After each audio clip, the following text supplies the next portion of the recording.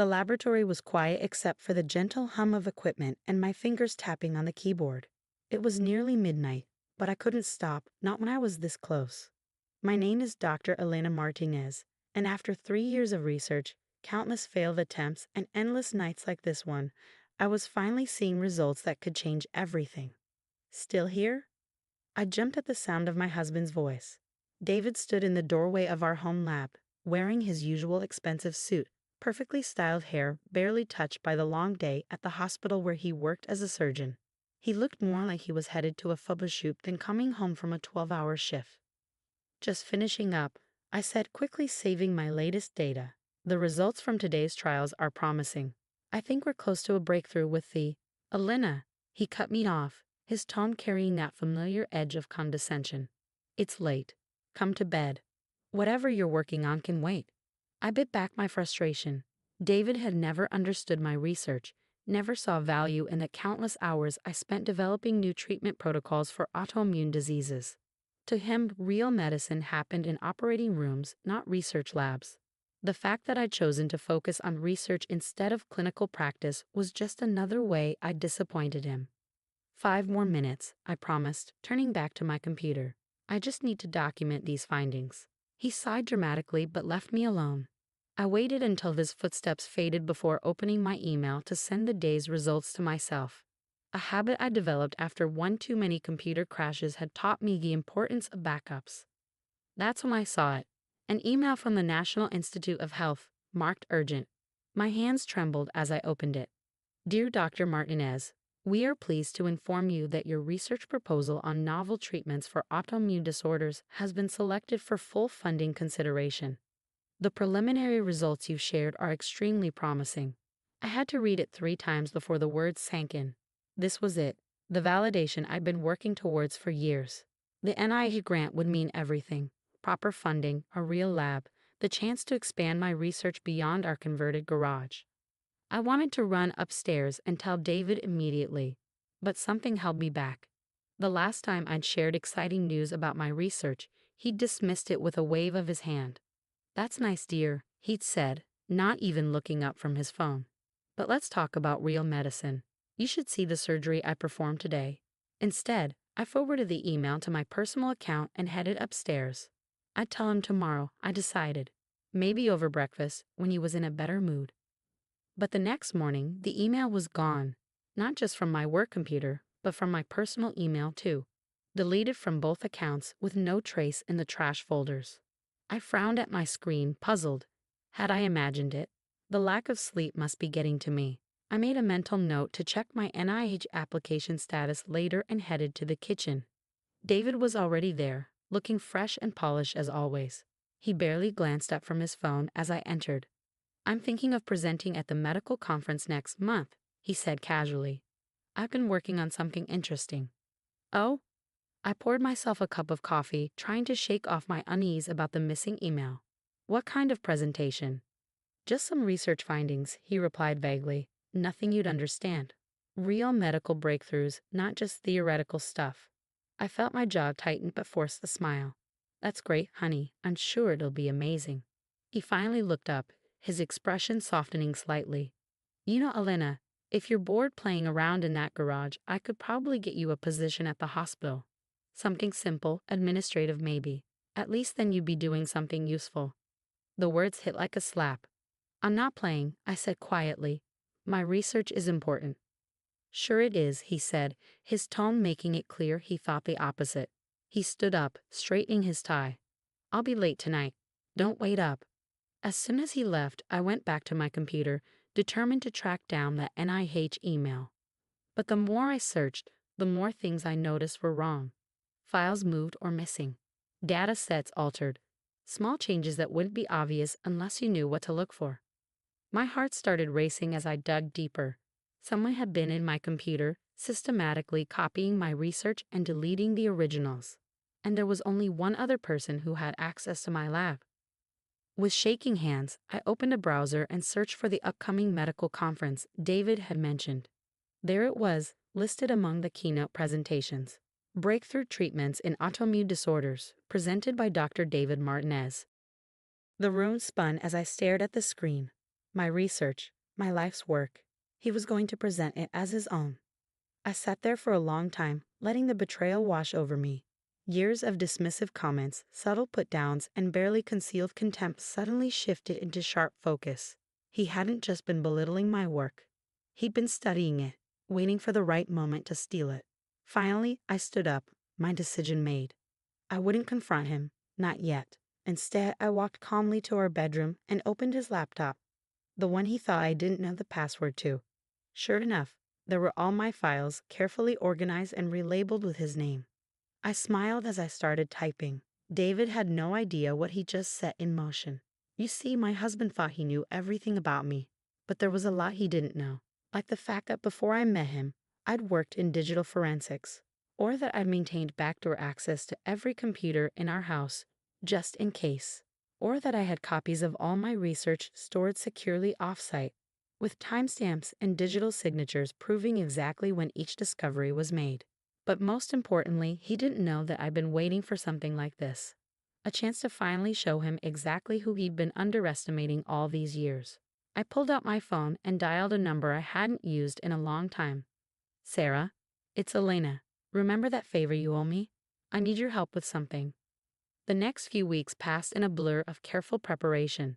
On the surface, nothing changed. I went about my routine as usual, working in my lab, making small talk with David when our paths crossed. If he noticed anything different about my behavior, he didn't show it. But beneath the calm exterior, I was building my case. Sarah, now a prominent intellectual property lawyer, helped me document everything. Every stolen file, every deleted email, every trace of David's systematic theft of my research. This is incredible, Sarah said one afternoon as we met in a cafe far from my usual haunts. He really thought he could just take all this and no one would notice? I stirred my coffee, watching the liquid swirl. He thought I was useless, remember? Just his silly wife playing scientist in the garage. Sarah's expression hardened. Well, he's about to learn exactly how wrong he was. The medical conference was approaching fast. David spent more and more time at the hospital, preparing his presentation. Each time he mentioned it, I had to fight back a smile. Then, 3 days before the conference, I received another email from the NIH. This time, I made sure David couldn't delete it. Dear Dr. Martinez, we are writing to follow up on our previous communication regarding your research funding. We are deeply concerned about the apparent duplication of your work being presented at the upcoming medical conference. I forwarded the email to Sarah, then sat back and waited. The next morning, David's phone started ringing at 6 a.m. I pretended to sleep as he answered it, listening to his voice grow increasingly panicked. What do you mean, intellectual property dispute? No, you don't understand. This is my research. What previous submission? I kept my eyes closed as he got dressed in a rush and hurried out the door. Only then did I allow myself a small smile. Phase 1 was complete. The day of the medical conference arrived with a buzz of anticipation.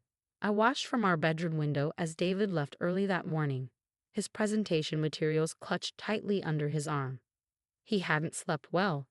I'd heard him pacing most of the night, making frantic phone calls in hushed tones. He still had no idea I was coming to the conference.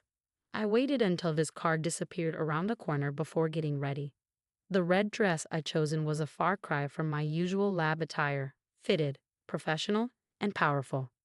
As I applied the finishing touches to my makeup, I thought about how long I'd been planning this moment. Everything's in place, Sarah texted. Are you ready?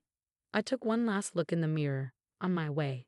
The conference center was packed when I arrived, doctors and researchers from around the country filling the massive auditorium.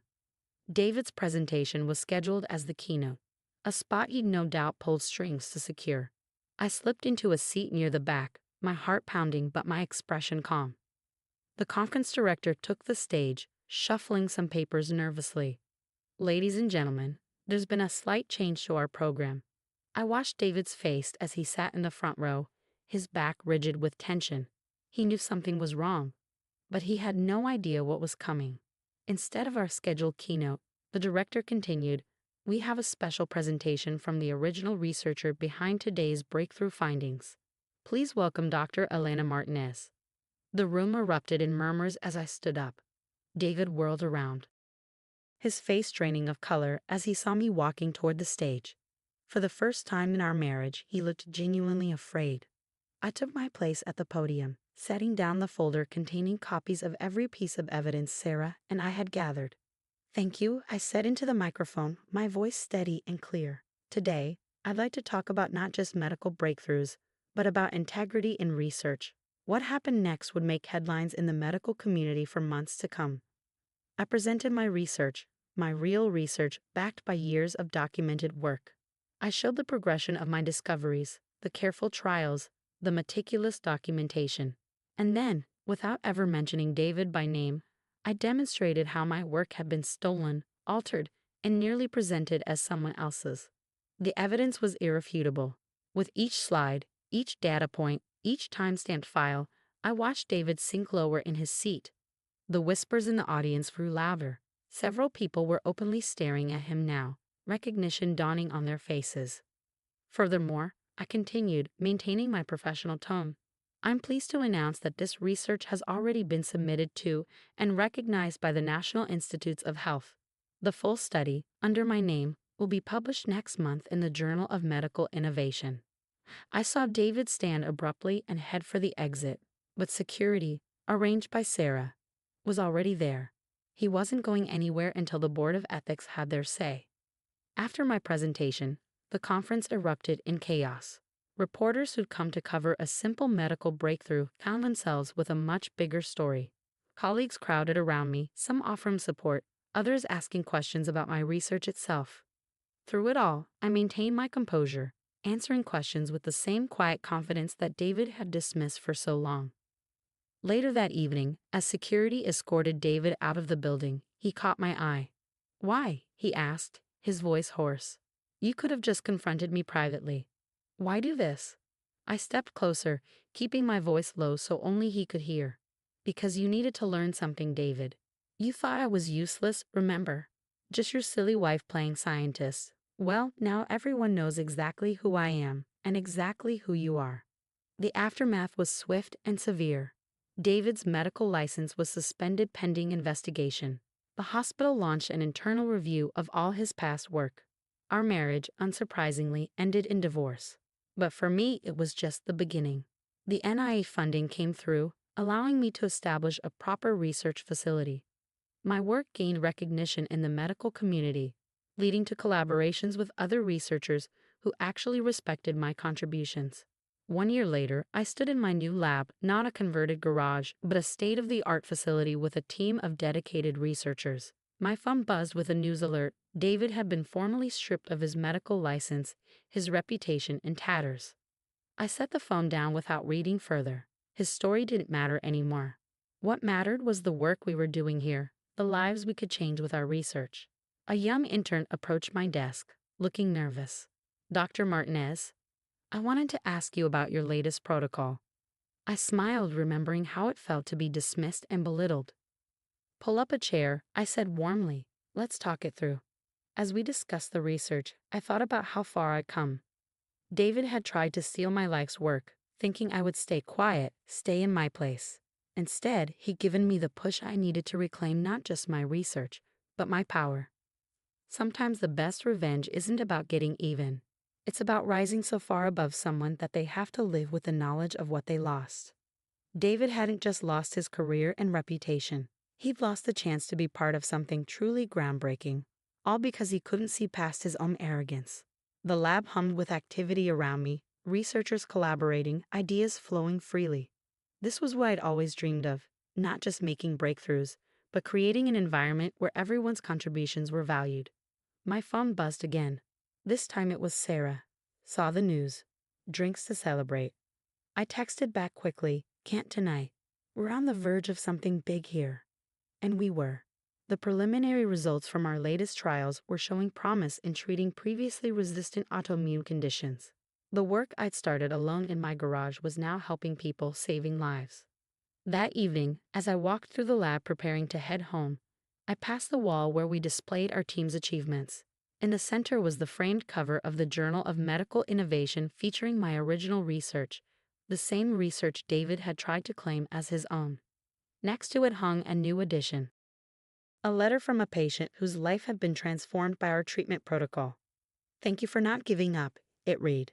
Thank you for believing in your work. I touched the frame gently, remembering all the times David had called my work useless, all the times he tried to make me doubt myself. If he hadn't tried to steal my research, would I have found the strength to step out of his shadow? Would I have built all this? Sometimes the worst betrayals lead us to our greatest triumphs. David had tried to steal my work, but in doing so, he'd given me something far more valuable. The push I needed to become who I was always meant to be. As I turned off the lights and headed out, my phone lit up with another message. This one was from a name I hadn't seen in months. David. I'm sorry, it read. I know it's too late, but I need you to know, you were never useless. I was just too blind to see how extraordinary you are. I deleted the message without responding. He was right about one thing. It was too late. I didn't need his recognition anymore. I had something far better. The knowledge that I had built something meaningful, something that would outlast his betrayal and help countless people. The night air was cool as I walked to my car. Tomorrow would bring new challenges, new discoveries, new opportunities to prove that success is the best revenge. But tonight, I could rest easy knowing that I had turned his betrayal into my triumph. In the end, David's attempt to steal my work hadn't destroyed me. It had set me free, and that was worth more than any revenge I could have planned.